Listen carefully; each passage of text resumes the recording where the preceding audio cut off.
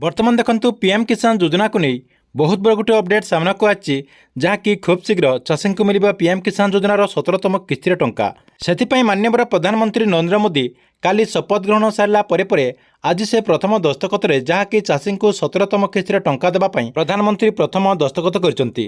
तेबे एथर चाषी भाई मैंने केते टंका पाई परिबे एवं कें तारिख रे एई टंकाटी आपनक अकाउंट को आसीबो एई वीडियो माध्यम रे आपनक मु पूरा डिटेल जणाइबी। सेतिपाई वीडियोटी को शेष पर्यंत देखंतु। ता पूर्व वीडियो को गोटे लाइक कर दियंतु एवं जो मैंने चैनल को नुआ आसथिबे चैनल को सब्सक्राइब करी पाखरे थिबा बेल आइकन को क्लिक करके ऑल नोटिफिकेशन ऑन कर दियंतु। जदि आपण माने जने चाषी एवं पीएम किसान योजनार टंका पाउचंती ताले आपण मानक पई गोटे बहुत बड़ अपडेट आछि जहाँकि आपने पीएम किसान योजनार जो 17तम किस्तिर टंका रही यही 17तम किस्तिर टंका आपने कम दिन भितर पाइबाक जाउछंती।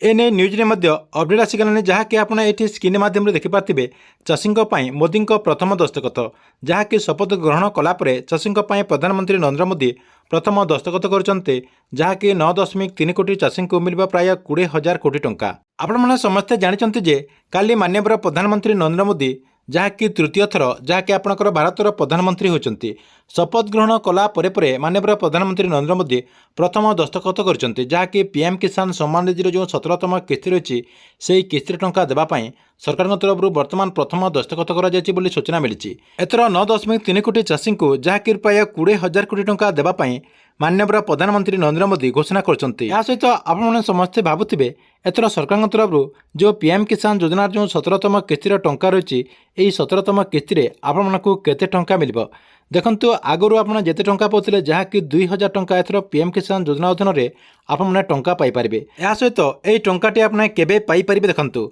एबे गुटे आपणकर सेचुरेशन कैंप चलती जहाँकि जून 5 तारिख रो आपणकर जून 20 तारिख पर्यंत गोटे सेचुरेशन कैंप चलती।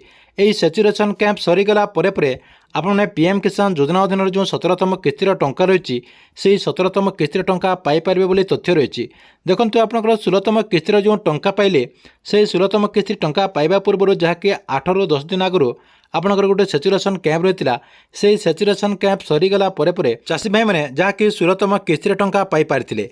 एथर मध्य आपणकर जो सेचुरेशन कैंप रही यही सेचुरेशन कैंप सरीगला परे जहाँकि आपणकर सेचुरेशन कैंप रही आपणकर जून 5 तारिख ରୁ आपणकर जून 20 तारिख पर्यंत जहाँकि जून 20 तारिख रे आपणकर सेचुरेशन कैंप सरीगला परे आपणकर जून 20 तारिख ରୁ 8 ରୁ 10 दिन भितर जहाँकि आपणकर कहुचे जे जून मासर 28 तारिख भितर आपने पीएम किसान योजनार जो 17तम किस्तिर टंका रही यही 17तम किस्ती टंका पाई पारंती बोली आशा करा जाउची।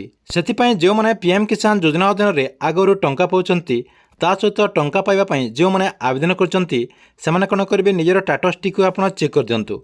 आपणकर टाटस जदि सबकि ठीक ठाक रही ताले आपने पीएम किसान योजना अधीन जो 17तम किस्तिर टंका आगक आसवाक अच्छी से आप टंका पाइपर। या सहित जदि आपणकर टाटस टी को चेक करदेला आपणकर टाटस कौन सी जदि त्रुटि रही ताले आपणकर जो सेचुरेशन कैंप रही यही सेचुरेशन कैंप भितर आपण से सबको संशोधन कर दिंतु कहीं आपणकर सबकि जदि आप संशोधन कर देउछंती ताले आपण पीएम किसान योजनार जो 17तम किस्तिर टंका आगक आसवाक अच्छी यही 17तम किस्तिर टंका आपण मध्य पाई परिबे।